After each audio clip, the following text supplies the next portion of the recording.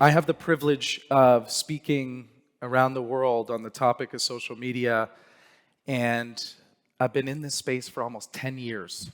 And that's a long time in the social media space. And through that, I've been able to see almost every facet of social media, from its changes in the marketing world, its changes in society, its changes implemented across government.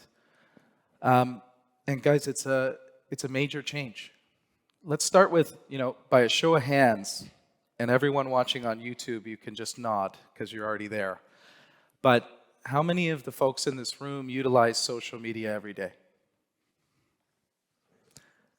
And how many people in this room utilize social media more than they do every other form of media that's available?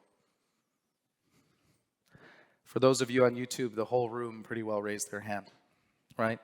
So it used to be said that media runs the world. When I was a young man, everyone used to say the big media companies are gonna, tell us what to do or how to do it. They tell us what to buy, right?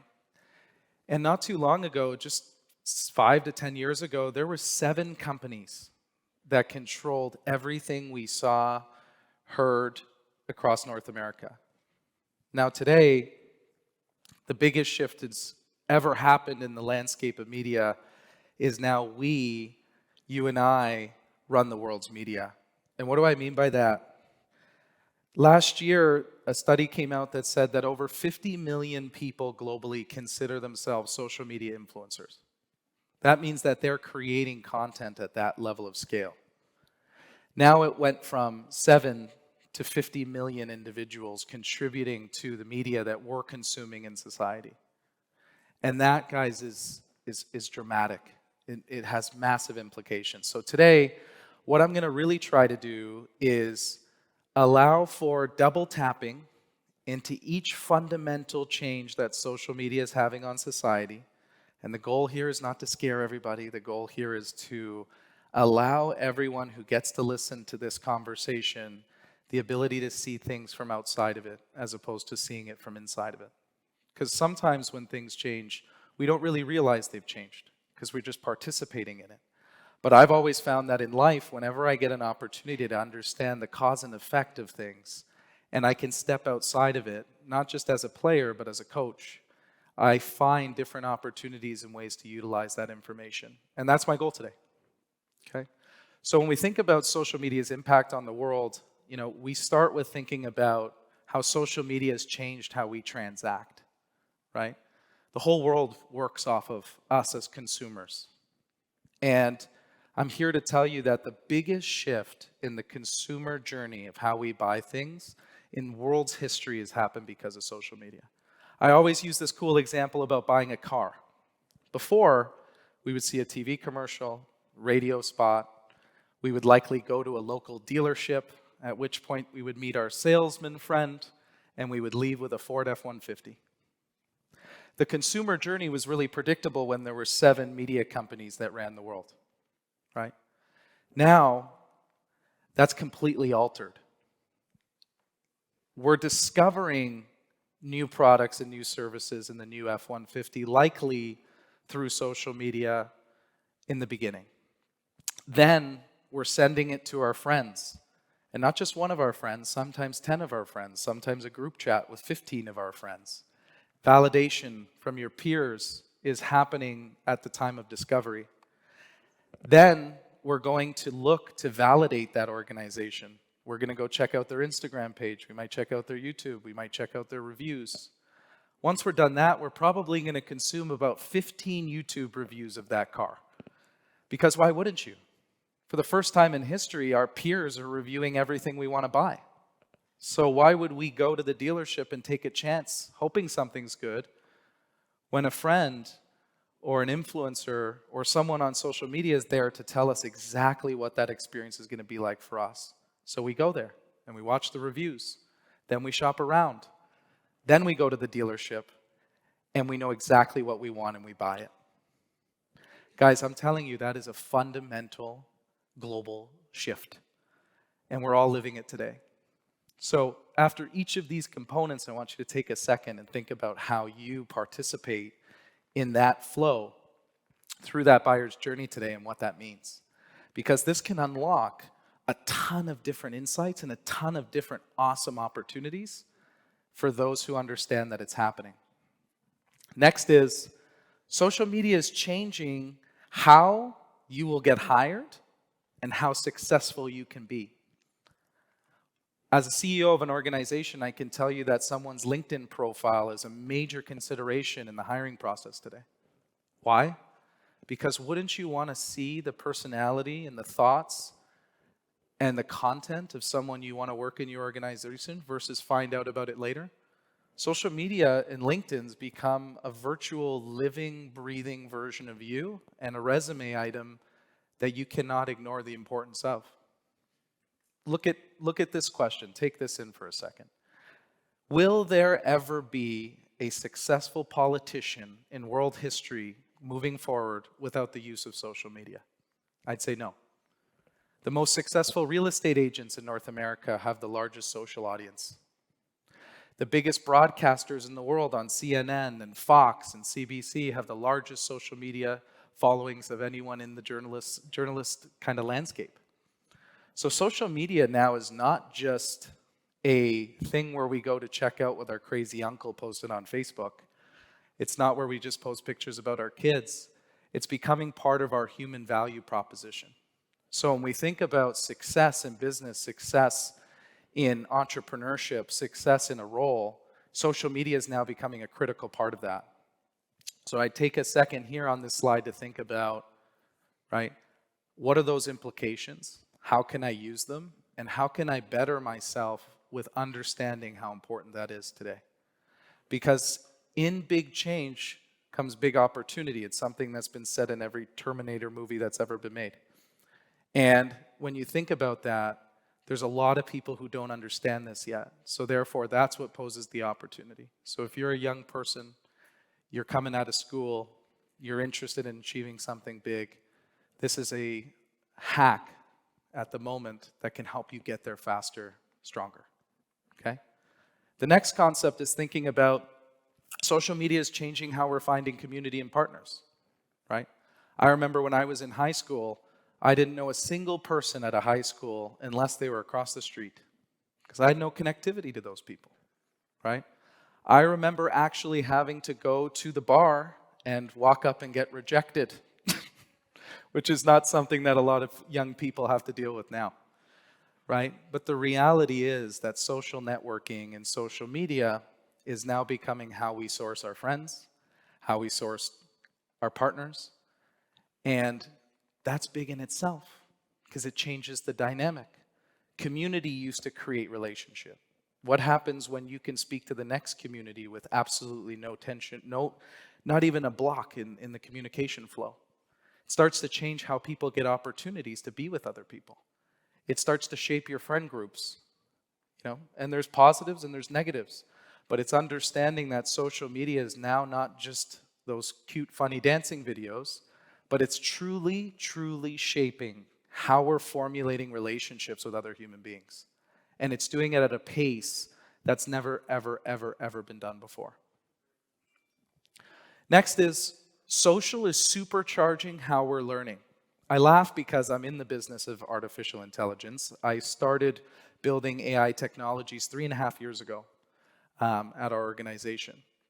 And what was fascinating to me was when I was in the early innings of learning what AI meant, it was explained to me like this. A bunch of really smart computers see things, learn things, get better, was the simple way. Right? And when you think about AI, you think about its ability to take in information, adjust, and come back. Then it goes back, and if it's not the right information, it adjusts again, it goes back till it gets it right. And because of its ability to do that with speed, it beats humans. And now all of a sudden, it knows how to do everything faster, better, stronger. But the correlation I took from learning about AI was interesting, which is I would argue that social media is almost like a version of human AI, and no one's thinking about it or talking about it. So let me unpack that for you for a second, okay? The amount of learning that's happening on social media at the speed it's happening, for the amount of people who can consume it, is unprecedented. Think about this. How many of you have used any of these statements? Just YouTube it. I learned it on IG. I saw it on TikTok. You're seeing thousands of pieces of educational content per day.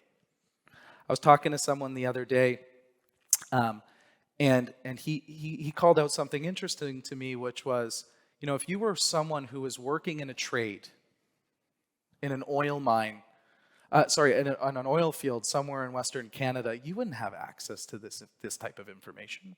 You would be uneducated to the world because you wouldn't have access to the information, because you were working hard. You didn't have the tools. Now, it doesn't matter if you're on a salt flat somewhere in America, or you're working in the bottom of a mine, it doesn't matter. We all have access to learn the same things.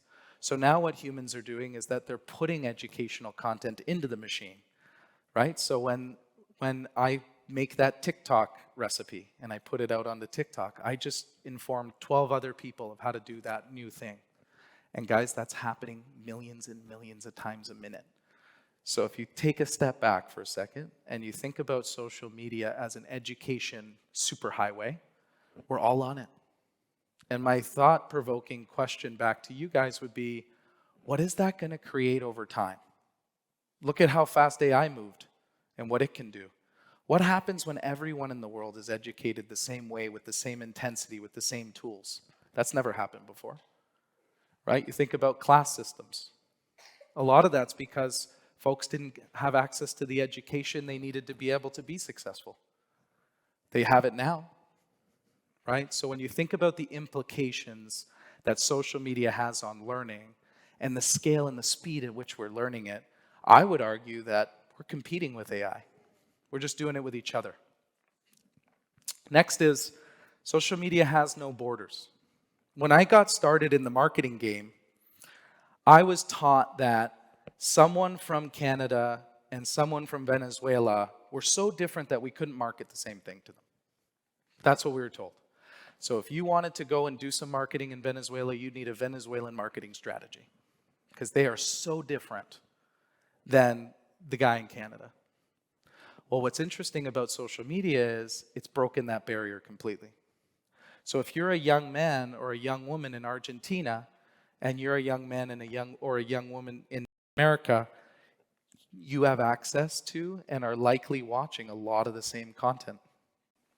So it's creating really interesting connectivity globally that we've never experienced really before. Now, that comes in a number of different forms. It comes in a form of collaboration. Most recently, the last couple of years, I don't know if anyone in this room has missed it, but it's not been the greatest geopolitical, global-friendly relationships going on at the moment, right? But what I can tell you is social media has done a damn good job of making sure that everyone's accountable, right? That never happened before.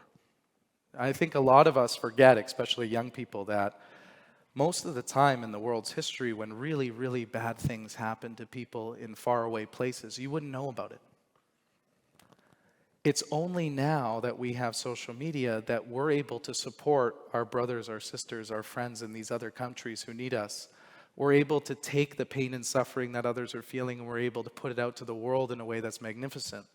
That never existed before. So when we think about the power of social media, and we think about the world, and we think about the learning, and we think about all these pieces, I would ask you, have you ever heard such a compelling argument to such a significant change ever? Because I haven't. And what I find interesting about social media and the changes that social media is experiencing in the world and all the stuff going on is there's not enough conversation around the implications that this stuff we just talked about, although simple, is going to have. So when we think about what that looks like, the future is not social. Social has nothing to do with it. Social's not the end, it's the means. You and I will use social to create the future we want.